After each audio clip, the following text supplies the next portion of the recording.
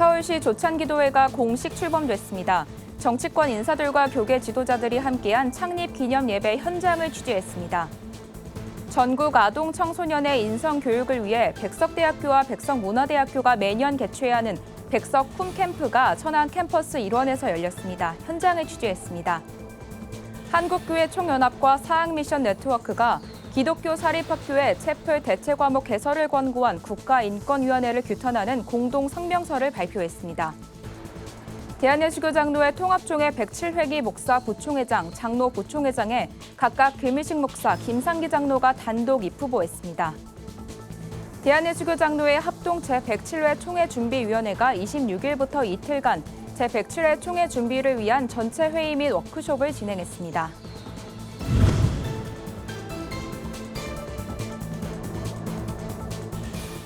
여러분 안녕하십니까? 구티비 뉴스입니다. 서울시 정치 인사들과 교계 지도자들이 함께하는 서울시 조찬 기도회가 출범했습니다. 설립 목적은 서울특별시와 대한민국을 위해 나라와 민족 정치 지도자를 위한 기도를 하기 위해서입니다. 기도회는 기독교에서 국회의원을 대상으로 진행하는 국가조찬기도회와는 달리 매달 각 지역구를 돌며 지역의 정치 지도자들을 초청해 기도회를 비롯해 리더십 강좌도 개최한다고 합니다. 현장을 권현석 기자가 취재했습니다. 서울시 조찬기도회가 27일 오전 창립 기념 예배를 드리며 공식적인 출범을 알렸습니다. 기도회를 조직한 서울시 기독교 총연합회는 설립 취지에 대해 서울시와 대한민국을 위해 기도회를 조직했으며 종교인과 정치인의 협력을 위해 조성된 친교와 대화의 자리라고 설명했습니다. 예배 설교자로 나선 서기총 대표회장 원성욱 목사는 다윗 왕의 영적 멘토들이란 제목으로 설교하며 바른 정치를 펼쳐가는 훌륭한 지도자를 기대한다고 밝혔습니다. 지도자에게 영적인 멘토가 없으면 어떻게 된다고 하는 것을 우리는 스스로 지금 보고 있습니다. 위기를 만났을 때에 시험에 들어서 실족하는 정치인들을 우리는 참 많이 보게 되는 것입니다. 국민들이 극단적으로 분열되어 싸우지 않도록 돕고 정치인들이 교회 지도자들을 영적인 멘토로 삼고 존중하게 되므로 이어진 순서에서는 정치권을 대표해 나경원 전 자유한국당 원내대표가 축사에 나섰습니다. 나 전 의원은 걱정만 하는 것에 그치지 않고 나라를 위해 열정으로 행동해온 교회 지도자들에게 감사한다고 전했습니다. 그동안 노고에 감사드리고 오늘의 이러한 조찬 기도회가 더욱 활성화되어서 대한민국과 서울시를 비롯한 우리 모든 새로 되신 지방의 지도자들이 힘있게 일할 수 있도록 함께 마음을 모았으면 좋겠습니다. 당초 계획과 달리 참석하지 못한 국민의힘 안철수 의원과 김진태 강원도지사는 영상을 통해 축사를 전했습니다.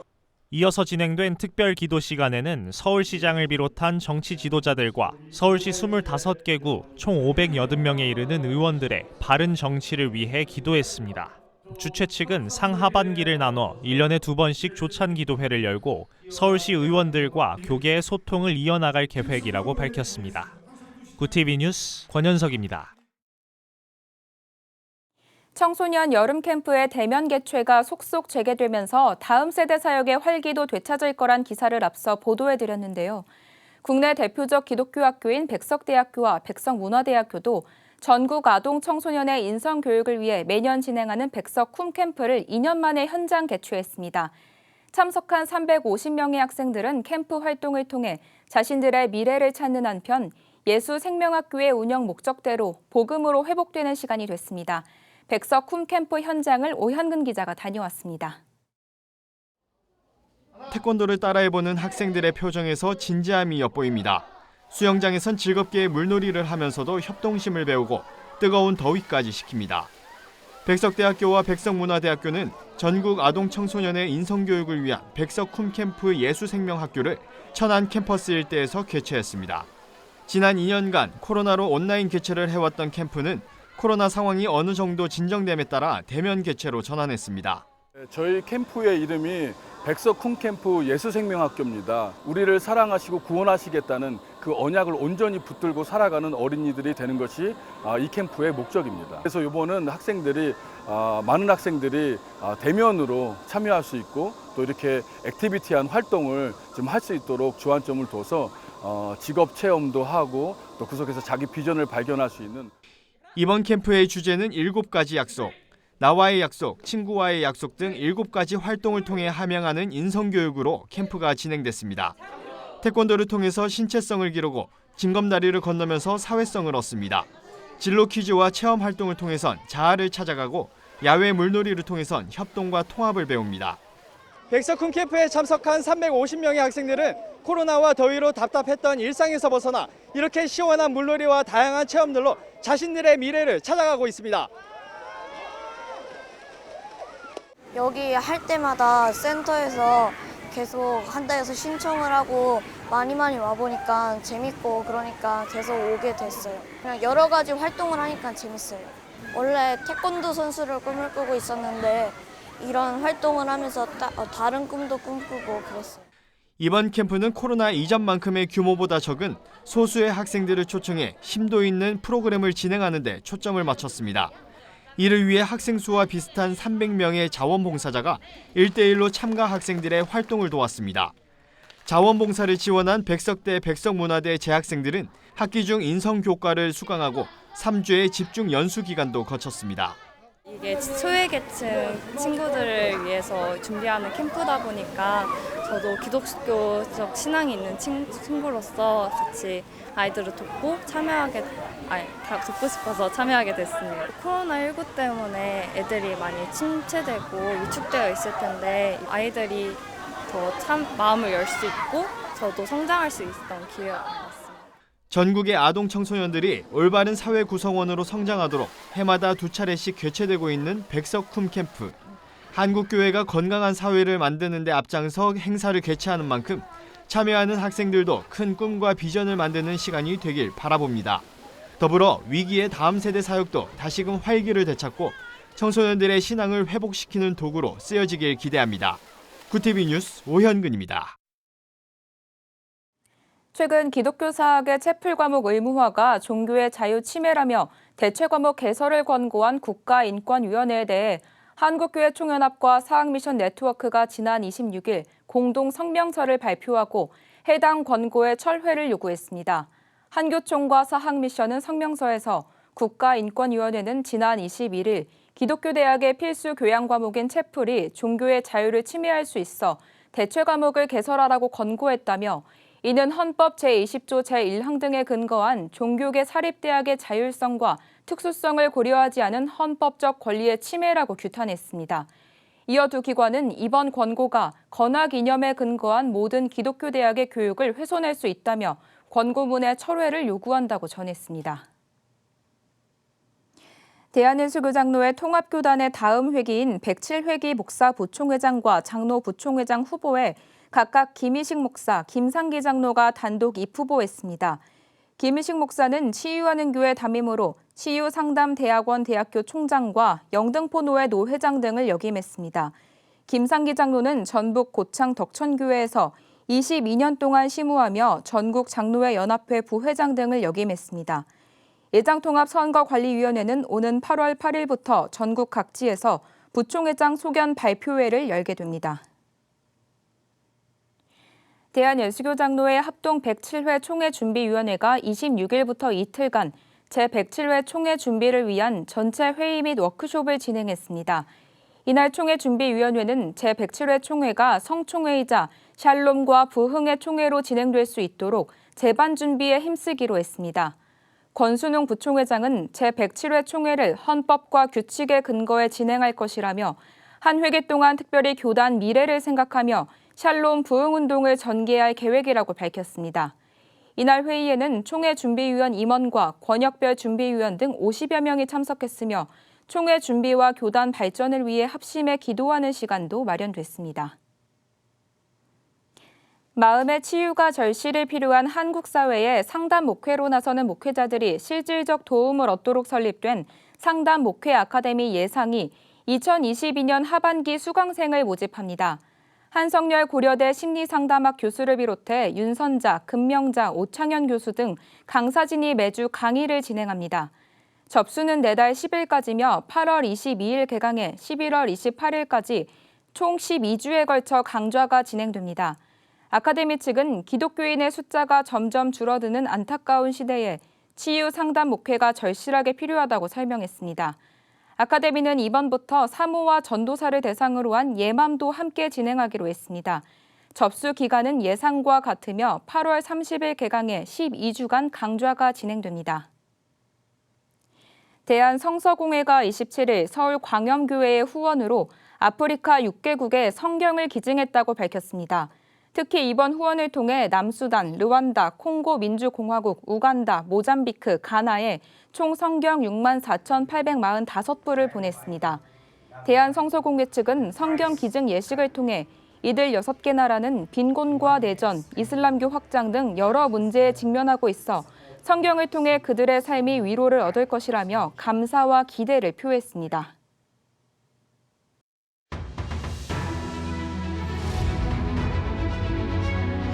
오늘의 이슈 포커스입니다. 코로나19 유행 확산세가 이어지면서 27일 신규 확진자 수가 10만 명을 넘겼습니다. 중앙방역대책본부는 이날 0시 기준으로 코로나19 확진자가 10만 285명 나왔다고 밝혔습니다. 이를 신규 확진자 수가 10만 명을 넘은 건 4월 20일 이후 98일 만입니다. 이날 신규 확진자 중 해외 유입 사례는 532명으로 2020년 1월 20일 국내 코로나19 확진자가 처음 발생한 이래로 가장 많은 숫자를 기록했습니다. 국제통화기금 IMF가 올해 한국 경제 성장률 전망치를 2.5%에서 2.3%로 낮췄습니다. 예상보다 강한 물가 상승과 러시아, 우크라이나 전쟁 등으로 어두워진 세계 경제 전망을 반영한 겁니다. 한국의 내년 성장률 전망치는 2.1%로 석 달 전보다 0.8%포인트 낮췄습니다. 올해보다 내년이 더 어려워질 수 있다는 의미입니다. IMF는 통상 매년 1월과 7월 한국 등 주요 30여 개국의 성장률 전망을 발표해 오고 있습니다. 소비자들의 향후 1년의 예상 소비자 물가 상승률, 즉 기대 인플레이션율이 한 달 만에 0.8%포인트 오르며 4.7%를 기록했습니다. 기대 인플레이션율과 전월 대비 상승폭 모두 2008년 관련 통계가 시작된 이래 최고와 최대 기록입니다. 2008년과 2011년에도 기대 인플레이션율이 4%를 넘은 적은 있었지만 4.7%보다 낮은 수준이었습니다. 통계조사팀장은 지속해서 금리 인상 기조에 대한 언급이 있었기 때문에 이런 영향이 앞으로 서서히 나타날 것으로 본다고 말했습니다. 대통령 세종 집무실 설치가 윤석열 정부의 국정 과제로 확정됐습니다.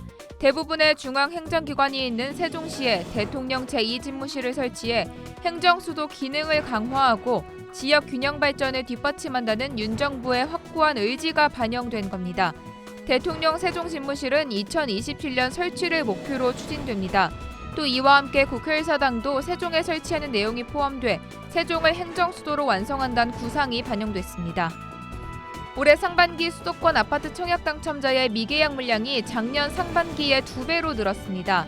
27일 한 부동산 전문 리서치 업체에 따르면 수도권에서 무순위 청약으로 나온 아파트 미계약 물량은 작년 상반기 1,396가구에서 올해 상반기 2,788가구로 늘었습니다. 이는 급격한 금리 인상으로 대출 이자에 대한 부담이 커지자 아파트 청약 시장이 급속히 냉각되는 것으로 풀이되고 있습니다. 이슈 포커스였습니다.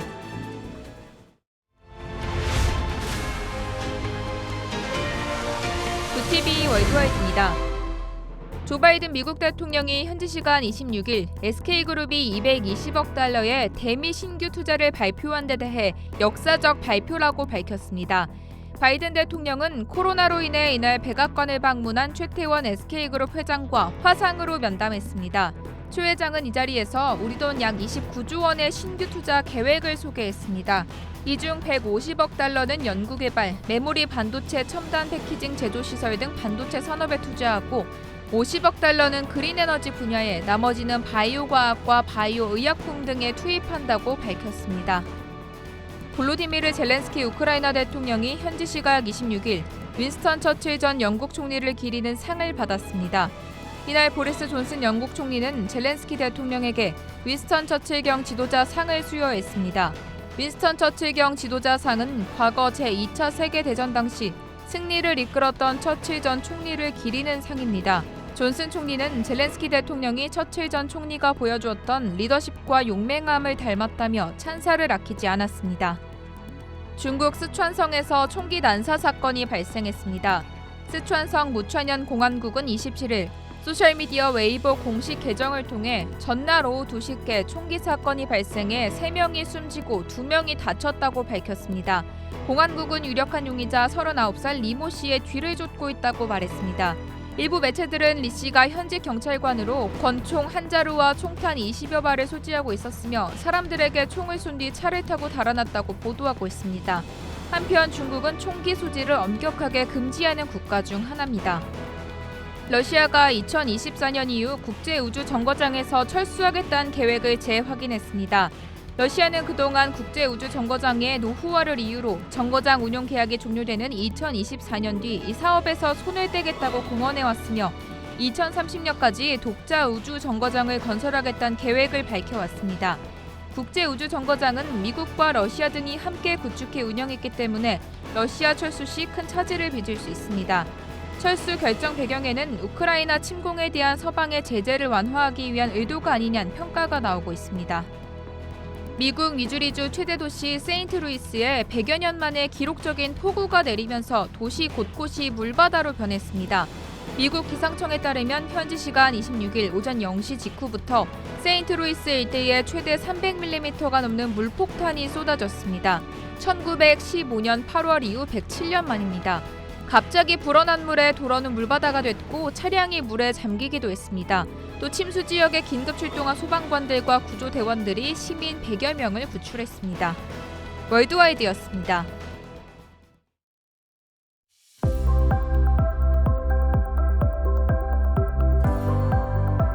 내일도 수도권을 중심으로 찌는 듯한 더위가 이어집니다. 한낮의 열기는 고스란히 밤더위로 이어지겠습니다. 밤낮 없는 무더위에 건강관리 잘해주시기 바랍니다. 당분간 더위의 기세는 지속되겠습니다. 소나기도 자주 내릴 전망입니다. 이어서 전국 날씨입니다. 내일 한낮 최고 기온은 서울 33도, 강릉 28도, 대전 33도가 예상됩니다. 남부지방은 광주 33도, 부산 30도, 제주도는 33도까지 오르겠습니다. 날씨였습니다. 코로나19 감염자 확산세가 심상치 않습니다. 중앙방역대책본부에 따르면 이런 증가세는 3주 정도 더 이어질 것이라고 합니다. 전 세계에서 K방역의 성공을 칭찬하던 때가 있었습니다. 돌이켜보면 당시 K방역의 성공 이유는 국민들의 참여와 헌신이었습니다. 일상 회복을 위해 다시 방역의 기본 수칙부터 잘 지켜야겠습니다. 이상으로 뉴스를 마칩니다. 오늘도 함께해 주신 여러분 고맙습니다.